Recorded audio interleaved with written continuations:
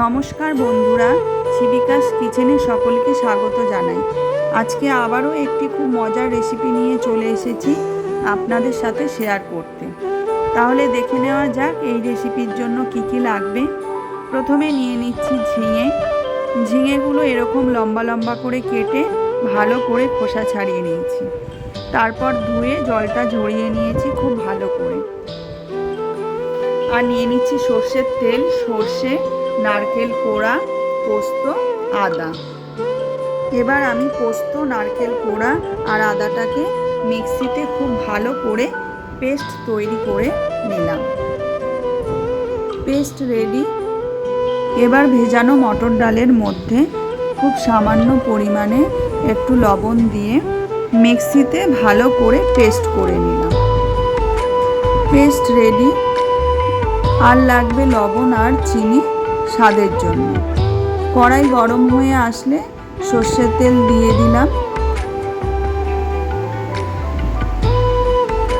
তেলটা খুব ভালো করে গরম হয়ে গেলে ওই মটর ডাল বাটা দিয়ে আমি ছোট ছোট আকারে বড়া তৈরি করে নেব।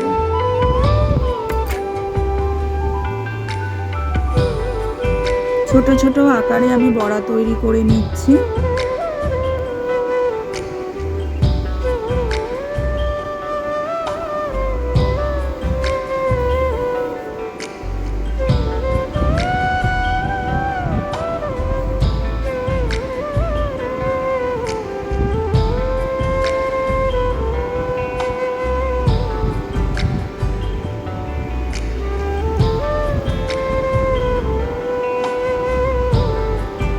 এবার বড়াগুলোকে এপিট ওপিট করে ভালো করে ভাজা করে নেব।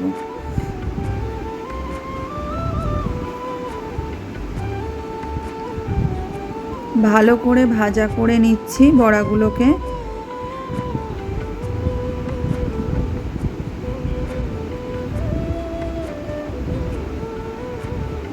বড়াগুলো ভাজা হয়ে এসছে। এবার বড়াগুলোকে আমি নামিয়ে নিলাম।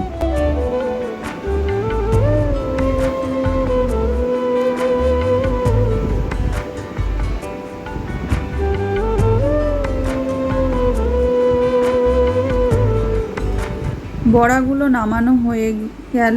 এরপরে আমি ওই গরম তেলের মধ্যেই একটু সর্ষের ফোড়ন দিয়ে দিয়েছি।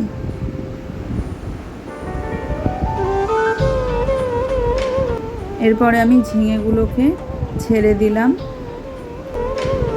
তারপরে আমি ঝিঙেগুলো খুব ভালো করে নাড়াচাড়া করে নিচ্ছি।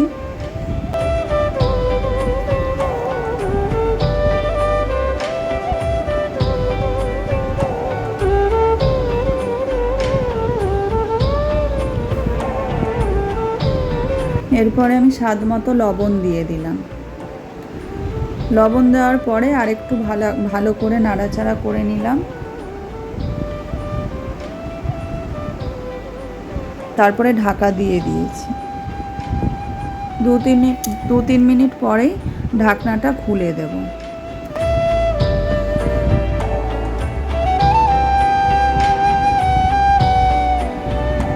এরপরে আমি পরিমাণ মতো জল দিয়ে দিলাম। খুব বেশি জল দেব না, কারণ এই সবজিটা একটু মাখামাখাই হবে। তারপরে আমি বড়াগুলো দিয়ে আবার খুব ভালো করে নাড়াচাড়া করে নিয়েছি, দিয়ে ঢাকনা দিয়ে দিলাম। দু তিন মিনিট রেখে তারপরে আমি আবার ঢাকনাটাকে খুলে দেব। এবার ঝিঙে আর বড়া দুটোই সিদ্ধ হয়ে গেছে। এরপরে আমি ওই বাটা মশলাটা দিয়ে দেবো এর মধ্যে। নারকেল কোড়া, পোস্ত আর আদা বাটা, যেটা আমি পেস্ট করে রেখেছিলাম, সেই পেস্টটা আমি দিয়ে দিলাম। দিয়ে এবার ভালো করে নাড়াচাড়া করে নিচ্ছি।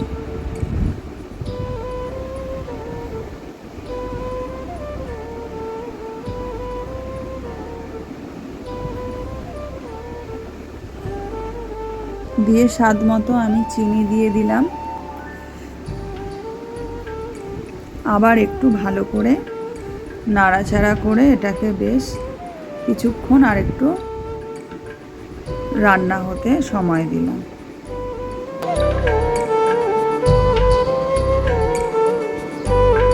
প্রায় হয়েই এসছে এই সবজিটা। এই সবজিটা খুব অল্প সময়ে হয়ে যায় এবং দারুণ সুস্বাদু একটি রেসিপি এটি। আপনারা অবশ্যই বাড়িতে এটা করে দেখবেন।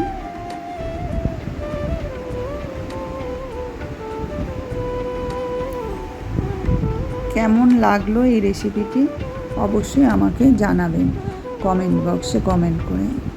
এবার আমি নামিয়ে নিলাম সবজিটা।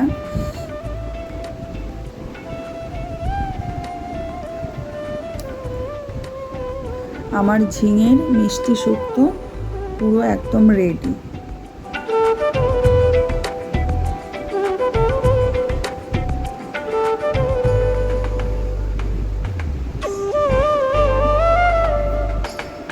আপনারা বাড়িতে অবশ্যই একবার ট্রাই করে দেখবেন।